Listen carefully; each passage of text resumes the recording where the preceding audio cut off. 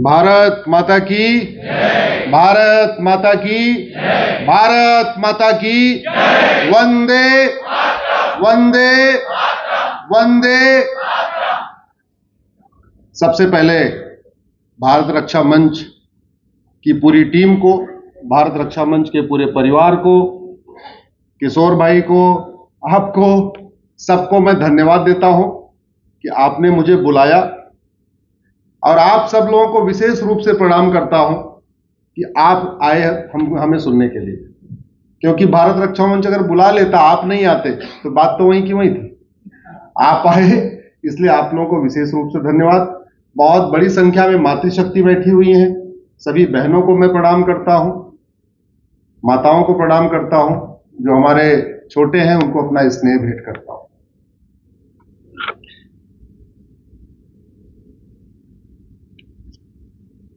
परिचय में बताया गया कि मैं भारतीय जनता पार्टी का पहले प्रवक्ता था। यह सच है कि मैं पहले भारतीय जनता पार्टी का प्रवक्ता था, लेकिन अब मैं भारतीय जनता पार्टी का प्रवक्ता नहीं हूं। अब मैं 125 करोड़ भारतीयों का प्रवक्ता हूं। 150 करोड़ का नहीं, 125 करोड़।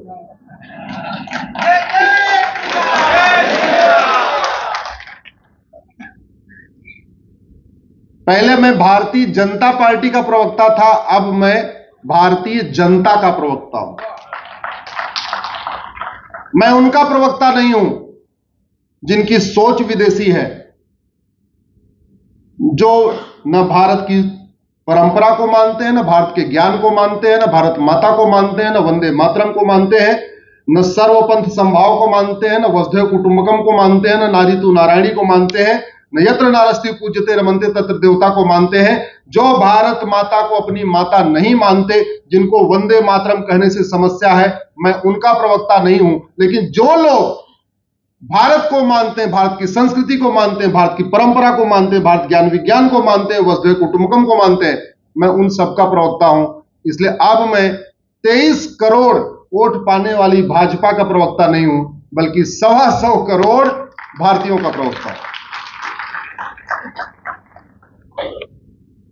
पहले मैं इंजीनियर था, मारुति में था, तो जापान के लोगों के साथ काम करने का मुझे बहुत मौका मिला, और शायद मैं मारुति में नहीं होता, जापान के लोगों के साथ काम नहीं करता, तो मैं ला नहीं करता। हालांकि वकालत करने में 2-3 और भी महत्वपूर्ण है कि संयोग बस मेरी पत्नी अध्यापिका की नौकरी लग गई, मेरी पत्नी की। उनको जब अध्यापिका की नौकरी लग गई, मुझे लगा अब रोटी कपड़ा चलता रहेगा, तो नौकरी छोड़ने के कारण वो भी था। लेकिन सबसे बड़ा कारण था जापानीज के साथ काम करने का। जापान में एक बड़ी अच्छी व्यवस्था है, वो हर समस्या में 5 बार व्हाई लगाते हैं। व्हाई, उसको कहते हैं वाई वाई एनालिसिस। आप लोग इस कार्यक्रम के बाद गूगल करना वाई वाई एनालिसिस क्या होती है, आपको पता चल जाएगा। जैसे सड़क टूटी, व्हाई। मटेरियल खराब था, व्हाई। कमीशन हो गया, व्हाई। क्योंकि जो लोग पहले कमीशन खाते हैं उनको सजा नहीं मिलती, इसलिए सड़क बार बार टूट रही है। तो चौथी बार व्हाई लगाते लगाते आपको मूल कारण क्या मिल गया कि लोगों को सजा नहीं होती। सजा क्यों नहीं होती? क्योंकि कानून घटिया है, न्यायिक व्यवस्था सड़ चुकी है।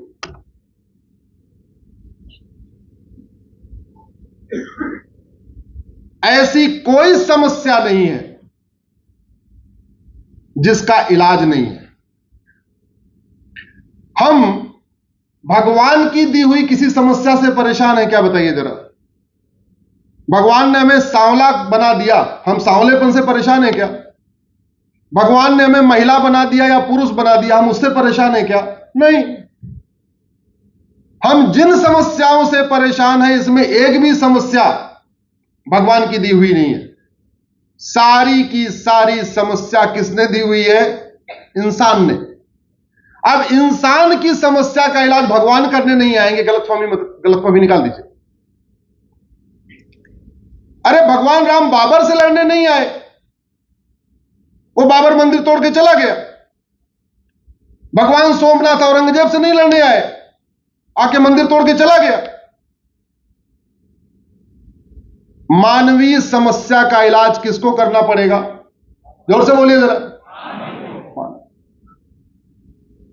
इतनी सी बात अगर हमारे दिमाग में क्लियर हो जाए कि पहली बात तो ये, हम भगवान की दी हुई समस्याओं से नहीं, भगवान हमें समस्या देता ही नहीं, जो समस्याएं हैं वो इंसानी है। दूसरी बात, इंसानी समस्या कोई लाइलाज नहीं है। अगर आपके गुजरात में पत्थरबाजी होती है लेकिन सिंगापुर में पत्थरबाजी नहीं होती, इसका मतलब पत्थरबाजी लाइलाज समस्या नहीं है। आपके सड़क के किनारे वलसाड़ में अवैध निर्माण होता है लेकिन दुबई में सब सड़क के किनारे अवैध निर्माण नहीं होता, इसका मतलब अवैध निर्माण लाइलाज समस्या नहीं है। अगर आपके भारत में घुसपैठ होती है लेकिन चीन में किसी की जरूरत नहीं है जो चीन में बिना डॉक्यूमेंट के घुस जाए बॉर्डर क्रॉस करके, इसका मतलब घुसपैठ लाइलाज समस्या नहीं है। अगर आपके यहां लोग झूठ बोल के, धोखा दे के, लालच दे के अलग अलग तरीके से धर्मांतरण कराते हैं लेकिन जापान में किसी की हिम्मत नहीं पड़ती है धर्मांतरण कराने वालों की, इसका मतलब धर्मांतरण लाइलाज समस्या नहीं है। तो हम जिन समस्याओं से परेशान हैं, हम किससे परेशान हैं? हम घूसखोरी से परेशान है, जमाखोरी से परेशान है, मिलावटखोरी से परेशान है, कालाबाजारी से परेशान है, नशा तस्करी से परेशान है, मानव तस्करी से परेशान है, सोना तस्करी से परेशान है, नक्सलवाद से परेशान है, माओवाद से परेशान है, धर्मांतरण से परेशान है, घुसपैठ से परेशान है, जनसंख्या विस्फोट से परेशान है, अवैध निर्माण से परेशान है, भारत की डेमोग्राफी बदल रही उससे परेशान है। इसी से परेशान है ना। इसमें से कोई भगवान की समस्या है क्या? नहीं। किसकी समस्या है ये? इंसान के द्वारा। इलाज कौन करेगा? इंसान। मेरे साथ में मेरे गनर खड़े हुए देख रहे होंगे आप,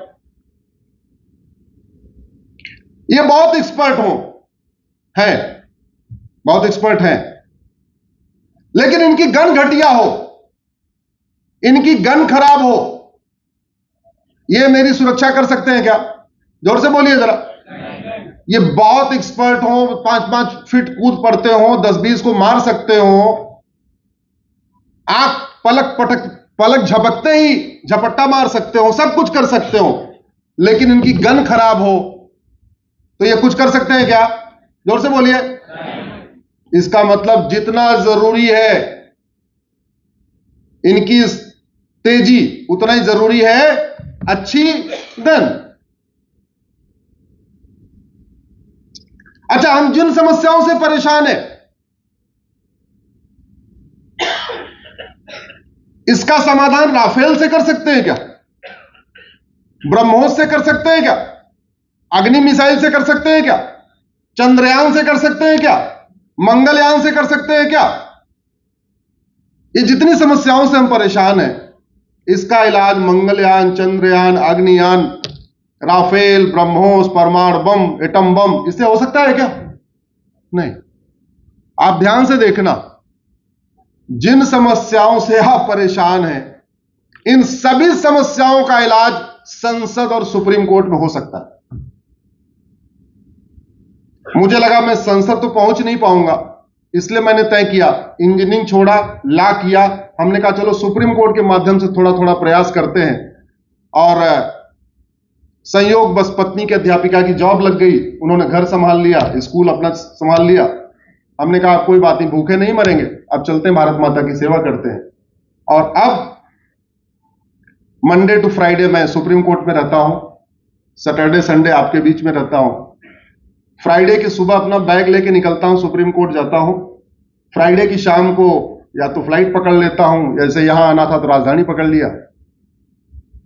आज सुबह आपके बीच में, शाम को दूसरा कार्यक्रम, कल तीसरा कार्यक्रम, परसों सुबह जाएंगे, फिर सीधे सुप्रीम कोर्ट जाएंगे और हम मंडे की शाम को सुप्रीम कोर्ट पहुंचेंगे। अब ये हमारी दिनचर्या हो गई है। फ्राइडे की सुबह बैग लेके निकलता हूं, मंडे की शाम अपने घर में पहुंचता हूं।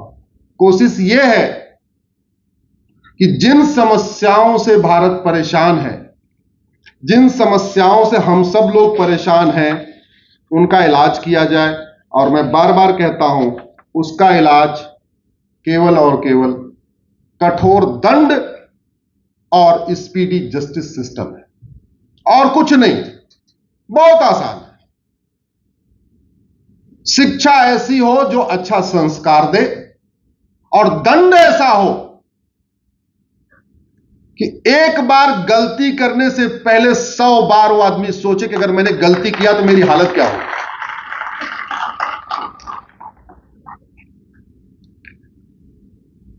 आप सब लोग टीवी देखते होंगे, कल परसों से 2 दिन से एक बहुत विषय चर्चा में आ रहा है, गजवा हिंद का। सुना आप लोगों ने? सुना? ये कोई नई बात थोड़ी है, ये तो बहुत पुरानी बात है। और गजवा हिंद ये कोई झूठ नहीं है, ये कड़वी सच्चाई है। हम लोग मानते नहीं थे। मैं तो दारुल उलूम देवबंद को धन्यवाद दूंगा कि उन्होंने क्लेरिफाई कर दिया कि गजवा हिंद बिल्कुल जायज है और भारत को इस्लामिक देश बनाना बिल्कुल जायज है। नहीं, बाकी लोग ना बीच में बड़ा इधर उधर तोड़ मरोड़ करते थे। नहीं नहीं, अरे किसी की व्यक्तिगत बात है, किसी का व्यक्तिगत विचार है। सबसे अच्छी बात है कि भारत की वो संस्था जो भारत में सबसे ज्यादा मदरसा चलाती है, उस संस्था ने ओपनली कहा है कि गजवा हिंद जायज है। और गजवा हिंद आज से नहीं हो रहा है। आप लोग गूगल करिएगा डेमोग्राफी ऑफ इंडिया।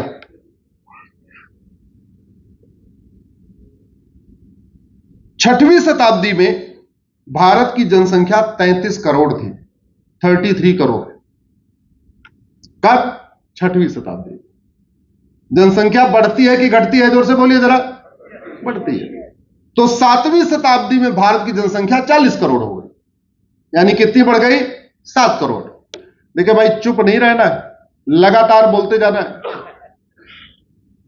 छठवीं शताब्दी में 33 करोड़ थी, 7वीं शताब्दी में 40 करोड़, यानी 7 करोड़ बढ़ गई। इसके हिसाब से 8वीं शताब्दी में कितना होना चाहिए था? 48 करोड़ या 47 करोड़, 7-8 करोड़ बढ़ना चाहिए था। लेकिन गजवा हिंद हुआ, इसलिए 8वीं शताब्दी में भारत की जनसंख्या 1 करोड़ कम हो गई। जो 7वीं शताब्दी में 40 करोड़ थी, वो 8वीं शताब्दी में 39 करोड़ हो गई। इसका मतलब भारत बटा, भारत कटा। 9वीं शताब्दी में भारत की जनसंख्या 38 करोड़ हो गई, 1 करोड़ और कम हो गई। इसका मतलब भारत बटा, भारत घटा। 10वीं शताब्दी में भारत की जनसंख्या 2 करोड़ कम हो गई। पहले 38 करोड़ थी 9वीं में, 10वीं में हो गई 36 करोड़। और यह 10वीं शताब्दी है जब महमूद गजनी आता है। तो महमूद गजनी के आने के बाद कितना घटा? इसका मतलब भारत कटा और भारतीयों का धर्मांतरण हुआ। 11वीं शताब्दी में 3 करोड़ कम हो गए, 36 करोड़ से 33 करोड़ आ गए। यानी भारत बटा, भारत घटा, धर्मांतरण हुआ। 12वीं शताब्दी में 5 करोड़ कम हो गए, 28 करोड़ आ गए। यह टाइम है मोहम्मद गोरी का। तो गोरी के आने के बाद कितना कम हो गए? 5 करोड़। पहले हम थे 33 करोड़, अब हम हो गए 28 करोड़। 5 करोड़ सीधे कम हो गए। यानी गजवा हिंद हुआ, तभी तो घट रहे। 14वीं शताब्दी में फिर से 5 करोड़ कम हो गए, आ गए 18 करोड़। 15वीं शताब्दी में बाबर आता है, फिर 5 करोड़ कम हुए, हो गए 13 करोड़। 16वीं शताब्दी में बाबर के बाद स्टेबल होता है और फिर थोड़ा थोड़ा बढ़ता है। 16वीं शताब्दी में भी 14 करोड़ था, 17वीं शताब्दी में भी 14 करोड़ था। अंग्रेज जब आए हैं, ईस्ट इंडिया कंपनी, उसके बाद फिर से हिंदुओं की जनसंख्या बढ़ना शुरू हुई है। यानी बटना रुका है, घटना रुका है, धर्मांतरण रुका है, और फिर हम 20 करोड़ हुए हैं। अब आप सोचिए, 16वीं शताब्दी में हमारी जनसंख्या 14 करोड़ थी और ईसा से 200 साल पहले भी हमारी जनसंख्या 14 करोड़ थी। जब मौर्य साम्राज्य था, जब चंद्रगुप्त मौर्य जब भारत के राजा थे, उस समय हमारी जनसंख्या 14 करोड़ थी। 16वीं शताब्दी में बाबर के बाद भी हमारी जनसंख्या 14 ही करोड़ थी। इसका मतलब 1800 साल तक भारत की जनसंख्या वहीं स्टेबल रही। स्टेबल रहने का मतलब भारत बढ़ता रहा, भारत घटता रहा, धर्मांतरण होता रहा। चलो ये तो मुगल काल में हुआ। क्या अंग्रेजी काल में धर्मांतरण रुका? क्या जोर से बोलिए। नहीं। चलो वो भी निकल गया, देश आजाद हो गया, भारत में संविधान लागू हो गया। क्या उसके बाद धर्मांतरण रुका? क्या नहीं। तो मुगल काल में भी धर्मांतरण, ब्रिटिश काल में भी धर्मांतरण और आजाद भारत में भी धर्मांतरण। इसका मतलब डॉक्टर तो बदलते रहे, शासक तो बदलते रहे, लेकिन दवाई नहीं बदली। और भाई 1950 में भी धर्मांतरण हो रहा है, 1960 में भी धर्मांतरण हो रहा है, 1970 में भी धर्मांतरण हो रहा है, 80 में भी धर्मांतरण हो रहा है, 90 में भी धर्मांतरण हो रहा है, 2000 में भी धर्मांतरण, 2010 में भी धर्मांतरण, 2020 में भी धर्मांतरण, और आज रुक गया क्या? जोर से बोलिए जरा। तो यानी 2024 में भी धर्मांतरण। इसका मतलब डॉक्टर तो बदल रहे हैं, दवा नहीं बदल रही है। दवा नहीं बदलने से बीमारी नहीं बदलती है। याद रखिएगा, बीमारी डॉक्टर ठीक नहीं करता, बीमारी दवाई ठीक करती है। डॉक्टर आपके अंदर नहीं जाता, आपके अंदर क्या जाता है? दवा जाती है, इंजेक्शन जाता है, वैक्सीन जाती है। तो वैक्सीन का अच्छा होना जरूरी है, दवा का अच्छा होना जरूरी है, इंजेक्शन का अच्छा होना जरूरी है, डॉक्टर भी अच्छा होना चाहिए। केवल डॉक्टर के अच्छे होने से बीमारी ठीक नहीं हो सकती। जैसे मैंने कहा, हमारे गनर के अच्छे होने से मेरी सुरक्षा नहीं हो सकती जब तक उसकी गन अच्छी ना हो। तो मेरा आप लोगों से निवेदन है कि गज़वा हिंद की गहराई को समझिए।